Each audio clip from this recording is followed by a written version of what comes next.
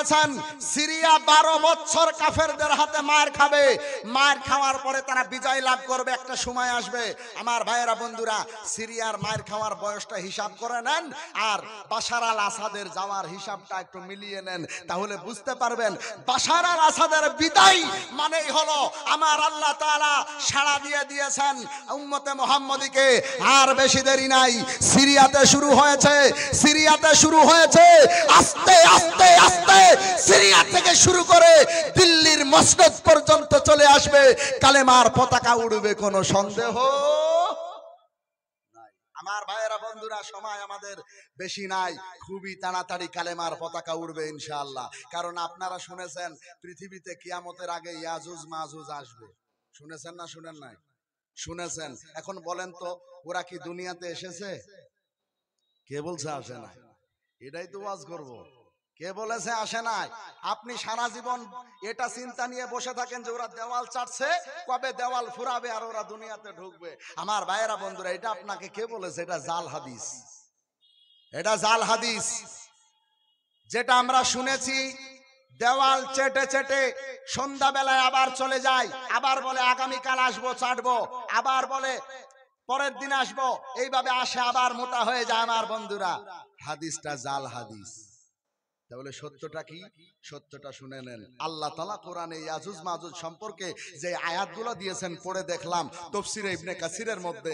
আল্লাহ তাআলা বলছেন, ওই যে বাদশাহ জুলকারনাইন ইয়াজুজ মাজুজের যে প্রাচীরটা দিয়েছিল, ওই প্রাচীরটা আল্লাহ তাআলা বলছেন আমার হুকুমে কোনো একদিন ওটা ভেঙে যাবে। আল্লাহ তাআলা এমন বলেছেন, আমার হুকুমে কোনো একদিন ওটা হঠাৎ ভেঙে যাবে। খোঁজ নিয়ে দেখেন, খোঁজ নিয়ে দেখেন, ওই বাদশাহ জুলকারনাইনের দেওয়া তামার প্রাচীর ওটা ভেঙে চুরমার হয়ে গেছে। যদি বিশ্বাস না হয় এখনই গুগলে সার্চ দেন আর ইন্টারনেটে খুলে একটু দেখে নেন যে ওই প্রাচীরের কি অবস্থা, দেখবেন ভেঙে চুরমার হয়ে গেছে। ইয়াজুজ মাজুজ সারা পৃথিবীতে ছড়িয়ে গেছে। বিশ্বাস হবে না অনেকের, বিশ্বাস হবে না, দলিল নিয়ে নেন। বিশ্বনবী বলেন ইয়াজুজ মাজুজ সারা পৃথিবীতে ছড়িয়ে যাওয়ার পর সর্বপ্রথম একটা টার্গেট তারা রাখবে। টার্গেটটা হলো সারা পৃথিবীর মানি পাওয়ার টাকার ক্ষমতাটা তাদের হাতে নেওয়ার চেষ্টা করবে। এখন আপনারা বলবেন আমাদের বাড়িতে টাকা আছে, সবার আপন আপন টাকা, তাহলে টাকার ক্ষমতা ওদের কাছে কেমন ভাবে যাবে? এইটা আমাদের মাথায় এখন প্রশ্ন জাগবে। আমার ভাইরা একটু ভালো করে গভীর মনোযোগ দিয়া শুনবেন। এই ইয়াজুজ মাজুজ এমন আধুনিকতার ছোঁয়ায় যাবে, সারা বিশ্বের মানি পাওয়ার টাকার ক্ষমতাটা তারা কেমন ভাবে আনবে শুনে নেন। আমার ভাইয়েরা বন্ধুরা, তাদের প্রসেসিং কাজ শুরু হয়ে গেছে। এখন টার্গেট পর্যন্ত পৌঁছাইতে পারলে হয়। আমাদের সমাজে ফোন পে আছে না নাই? কথা বলেন। এখন ফোন পের ব্যবস্থা আছে না নাই? অনলাইন টাকার ব্যবস্থা আছে না নাই? গুগল পে আছে না নাই? অ্যামাজন এইরকম ভাবে এক ফোন থেকে আর এক ফোন পর্যন্ত সংখ্যার টাকা পাঠানো হয়। আগে সংখ্যার টাকা ছিল না, আগে কাগজের টাকা ছিল না, দিরহাম ছিল দিরহাম, স্বর্ণ ছিল, স্বর্ণ থেকে কয়েনে আসলো, কয়েন থেকে আবার কাগজে আসলো, কাগজ থেকে যারা এই যে অনলাইন টাকা মানি তৈরি করলো, এরা আর কেউ না, খোঁজ নিয়ে দেখেন এরাই আল্লাহর তৈরি করা ইয়াজুজ মাজুজ। কথা কিন্তু এমনি বলতে আসে নাই, বহু গবেষণা করে এসেছে। আমার ভাইয়েরা বন্ধুরা, ইয়াজুজ মাজুজ চলে এসেছে, কারণ অনলাইন মানি যখন শুরু হয়ে গেছে পৃথিবীর জমিনে, একটা দিন আসবে এই যে আমাদের কাছে কাগজের যে নোটগুলো আছে, আমি ইসমাইল আজকের তারিখটা আপনি লিখে রাখেন, আমি বলে গেলাম আজ থেকে 20 বছর 30 বছর পরে লিখে রাখেন, এই কাগজের টাকা চোখে কোনাতেও দেখতে পারবেন না, কাগজের টাকা থাকবে না, সব দূর হয়ে যাবে, সব দূর হয়ে যাবে। কি হবে? অনলাইন মানি হবে, অনলাইন টাকা। কারণ কি জানেন? টাকার ক্ষমতাটাকে অনলাইনে আনলো ইয়াজুজ মাজুজ, এমন ক্ষমতা তারা ব্যবহার করবে। আমার বন্ধুরা, তারা একটা রুমের মধ্যে বসে সারা বিশ্বের সমস্ত টাকা একটা মিনিটের মধ্যে হাতানোর ক্ষমতা রাখবে। কথা কি বিশ্বাস হয় আপনাদের? তাফসিরে ইবনে কাসির, তাফসিরে ফি জিলালিল কোরআন আপনারা পড়ে দেখবেন আমার ভাইয়েরা বন্ধুরা। আল্লাহর কোরআন বাস্তব, দুনিয়াতে যা ঘটবে, নবীর হাদিস যা ঘটবে, সব অক্ষরে অক্ষরে পড়ে আপনাদেরকে শোনাচ্ছি। আপনাদের কষ্ট হচ্ছে?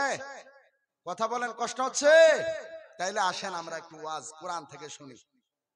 আমার ভাইয়েরা বন্ধুরা, এই আখিরুজ জামানে, এই শেষ জামানায় একটা ওয়াজ আপনাদের জন্য করে দিয়ে যেতে চাই, যেটা আমি আপনাদের সামনে কোরআনের আয়াত সর্বপ্রথম তেলাওয়াত করেছিলাম। আল্লাহ তাআলা মানুষের জন্য একটা বিশাল বড় ওয়াজ করেছেন। ওয়াজ, এই ওয়াজটা আমাদের জানার দরকার, মানার দরকার। আসেন আল্লাহ তাআলা কি বলছেন? আর রহমানু আল্লামাল কোরআনা খলাকাল ইনসানা আল্লামাহুল বায়ান। একটু চিৎকার মেরে বলা যাবে না আল্লাহু আকবার? আমার মুসলমান ভাইয়েরা বন্ধুরা, আল্লাহ তাআলা বললেন রহমান হলেন তিনি, যিনি কোরআন শিখিয়েছেন, মানুষ বানিয়েছেন। একটু আগে আপনাদেরকে বললাম, যারা শুধু মানুষের ঘরে জন্ম নিলেই মানুষ হওয়া যায় না। বংশগত মানুষ হতে পারে, টাকা পয়সাওয়ালা মানুষ হতে পারে, আরো হাজার হাজার রকমের মানুষ হতে পারে। ডাক্তার, ডক্টর, ইঞ্জিনিয়ার, প্রফেসর, উকিল, ব্যারিস্টার, এইরকম অনেক মানুষ দুনিয়াতে থাকতে পারে। কোন মানুষের আল্লাহর আদালতে ততক্ষণ পর্যন্ত দাম নাই যতক্ষণ পর্যন্ত মানুষটা কোরআনের শিক্ষা অর্জন করবে না। চিৎকার মেরে বলা যাবে না সুবহানাল্লাহ? নারে তাকবীর। দুনিয়ার জাগতিক শিক্ষা তুমি যতই অর্জন করো, কোরআনের শিক্ষা যদি তোমার ভিতরে না থাকে, তাইলে তুমি মানুষ হতে পেরেছো, কিন্তু মানুষের মতো মানুষ হতে পারো না। দেখবেন আপনাদের পাকুড়দিয়া এলাকায়, শুধু বুঝাবার জন্য বলছি, হয়তো একটা মানুষ আছে, দেখবেন সরকারি চাকরি পেয়েছে, মাসে 1 লক্ষ টাকা বেতন, এখন ডোমকলে চাকরি করে। এই পাকুড়দিয়া এলাকার একটা খেটে খাওয়া মানুষ, মাঠে খাটা মানুষ, কাগজ নিয়ে চলে গেছে ডোমকলে। ভাতিজা, তুমি তো আমার গ্রামে বাড়ি, তোমার আমার এই কাগজের মধ্যে একটা সই দেওয়া লাগবে, তোমার সই না দিলে আমার অমুক কাজটা তমুক কাজটা হবে না। ও ভাতিজা, আমার কাগজের মধ্যে একটা সই করে দাও। এখন ওই যিনি চাকরিজীবী আছেন আপনার গ্রামের, ওই চাকরিজীবী তো এখন কোরআনের শিক্ষা অর্জন করে নাই, আল্লাহ তাআলার ওয়াজও তার মাথায় নাই। আমার বন্ধুরা, এখন চাচাকে ভাতিজা বলতেছে, চাচা গো, ও চাচা, আমি সরকারি 1 লক্ষ টাকা বেতন পাই, ঠিক আছে, তবে টেবিলের তলায় 10,000 যদি আমারে ঘুষ না দেন, আপনার সাদা কাগজের মধ্যে সই উঠবে না। আমার ভাইয়েরা বন্ধুরা, আল্লাহর কসম, ওই চাকরিজীবীর ভিতরে যদি কোরআনের শিক্ষা থাকতো, আমার আল্লাহ তাআলা ঘুষের বিরুদ্ধে যে ওয়াজ করেছেন, আমার আল্লাহ তাআলা যে ওয়াজটা ঘুষের বিরুদ্ধে করেছেন, ওই ওয়াজটা ওই চাকরিজীবী জানতো। আর জানার পরে জীবনেও চাচার কাছে বলতে পারতো না, চাচা গো, আমার টেবিলের তলায় 10,000 লাগবে, এই কথাটা কোনো সময় বলতে পারতো না। সে বলতো, চাচা গো, আপনার সই লাগবে, এখানে আসার দরকার ছিল না, আমারে বললে আমি আপনার বাড়িতে গিয়ে সইটা করে দিতাম। আমার ভাইয়েরা বন্ধুরা, কোরআনের শিক্ষা মানুষকে মানুষ বানায়, মানুষের মতো মানুষ বানায়। আজকে এই যে আপনাদের গ্রামে আসলাম, আসার সময় দেখলাম এখনো প্রমাণ, এই জালসার প্যান্ডেলে মানুষ নাই, অথচ এই যে মেলার মধ্যে দেখলাম হাজারে হাজার কাতারে কাতার মানুষ দিয়েছে। আমার ভাইয়েরা বন্ধুরা, আমাদের সমাজের মুসলমানের মেয়েরা এত সাজুগুজু করেছে, এত সাজুগুজু করেছে জালসার মেলায় যাওয়ার জন্য। আমার মনে হয় এরা নিজের বিবাহ বার্ষিকীতেও এরা এত সাজবে না, এরা নিজের বিয়ের দিনও মনে হয় এত সাজবে না। বাবারে বাবা, ঠুটে লিপস্টিক, চোখে আশকারা, মাসকারা, আইলানা, মার্জিয়া, আরো কত কি আছে, আটা ময়দা যা আছে সব মেখেছে, মাখার পরে সব রাস্তায় ছেলেদের পিছনে ঘুরে বেড়াচ্ছে। বিশ্বাস হয় না? এ ভাই, বিশ্বাস হয় না? শহরে বাজারে দেখো নারীদের ঢল, পর্দাবিহীন তারা করে ঝলমল। শহরে বাজারে দেখো নারীদের ঢল, পর্দাবিহীন তারা করে ঝলমল। অন্যকে তার দিকে আশেক বানাই, অন্যকে তার দিকে প্রেমিক বানাই। দেশটাই আজি ধ্বংস নারীর বেপরদায়, সবার মুখে একই আওয়াজ গায়ে গায়ে গায়। ইবলিস আজম এই দেশেতে আগমন করেছে নারীর বেশে, ইবলিস আজম এই দেশেতে আগমন করেছে নারীর বেশে। তারপরেও তারা দেখো পার্কে বসিয়া ওরা মেলা মিলাই, সবার মুখে একই আওয়াজ গায়ে গায়ে গায়। ও ভাইরা, এই যে মেয়েগুলা, এরা যদি ছোটবেলায় মক্তবে যেত, মাদ্রাসায় যেত, যদি কোরআন খুলতো, তার জন্য আল্লাহ একটা ওয়াজ করেছে। এই ওয়াজটা ওই মেয়েরা পেয়ে যেত। কি ওয়াজ করেছে? আসেন কোরআন খুলেন। আল্লাহ তাআলা বলছেন, ওয়াকারনা ফি বুয়ুতিকুন্না ওয়ালা তাবাররাজনা তাবাররুজাল জাহিলিয়াতিল উলা। আমার মুসলমান ভাইরা বন্ধুরা, আল্লাহ তাআলা সারা দুনিয়ার নারীদেরকে ডাক দিয়া বলতেছেন, এ দুনিয়ার নারীরা, তোমরা বিশ্ব নবী মুহাম্মাদুর রাসূলুল্লাহর আগের জামানার মেয়েদের মতো হয়ো না। কারণ তারা ঠোঁটে লিপস্টিক দিত, তারা চোখে আশকারা মাসকারা আইলানা মার্জিয়া যত রকমের আটা ময়দা আছে সব তারা মাখতো। মাখার পরে তারা পেট বের করে রাখতো, পিঠ বের করে রাখতো, পায়ে তুড়া লাগাতো, এমন ভাবে তুড়া লাগাতো, তুড়া লাগানোর কারণে ঝনাক ঝনাক করে আওয়াজ হতো। আমার ভাইরা বন্ধুরা, আল্লাহ তাআলা বলেন, ওই সমস্ত মহিলাদের মতো তোমরা বেপরদায় চলো না। যদি বেপরদায় চলো, আল্লাহ তাআলা বলেন, আমি আল্লাহ তাআলা কিয়ামতের দিন তোমার জন্য ভয়ানক ভয়ানক জাহান্নাম বানায়া রাখলাম। পড়েন নাউজুবিল্লাহ। আমার ভাইরা বন্ধুরা, আল্লাহ তাআলা নারীদেরকে নিষেধ করেছেন, এই মেয়েগুলা জানতো। আজকে আমার মুসলমান ঘরের যুবক ছেলেরা সিড়া প্যান্ট পরেছে, হাঁটুর কাছে সিড়া, এখানে সিড়া, পাছায় সিড়া, সামনে সিড়া, আরো কত জায়গায় সিড়া আছে আল্লাহ মালিক জানে। ছিড়া ছিড়া প্যান্ট পরে, হাতে একটা তামার একটা পিতলের বালা পরেছে।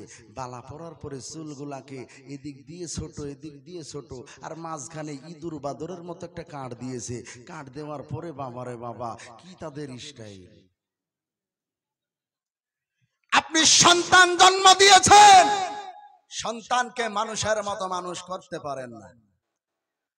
আমিও তো যুবক, আমিও তো পারতাম দাড়িটা কেটে চুলগুলা ছোট করে ইঁদুর বাদরের মতো কাট আমিও দিতে পারতাম।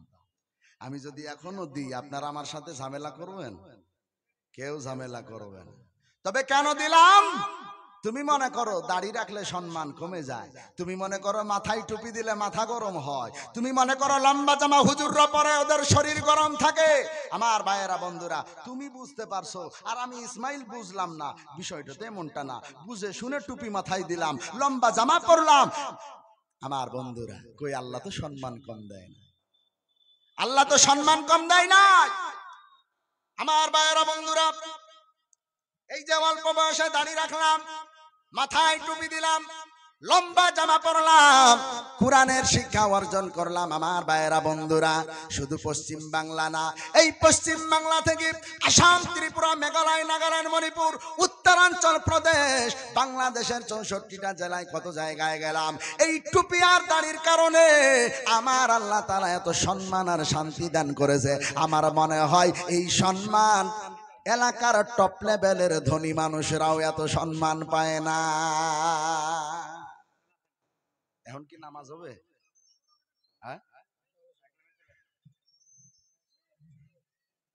আমার ভাইয়েরা বন্ধুরা, বিশ্বনবী মুহাম্মদ সাল্লাল্লাহু আলাইহি সাল্লাম তিনার আদর্শ আমার ছেলেদেরকে দিতে পারি না। মানুষের মতো মানুষ কেমন ভাবে হবে? এদেরকে তো কোরআন শিখাইতে পারি না আমরা, এদেরকে তো কোরআন শোনাইতেও পারি না, শিখাইতেও পারি না আমরা। কারণ কোরআন যদি তাদেরকে শিখাই, আমরা যেমন কোরআন শিখলাম, কোরআন শিখার পরে দেখলাম একটা উত্তম আদর্শ কোরআনের মধ্যে আল্লাহ রেখেছে, আল্লাহ রাস্তা বলে দিয়েছে। আমার বন্ধুরা, কি আদর্শ! যে আদর্শের কারণে মানুষ মানুষের মতো মানুষ হবে। আসেন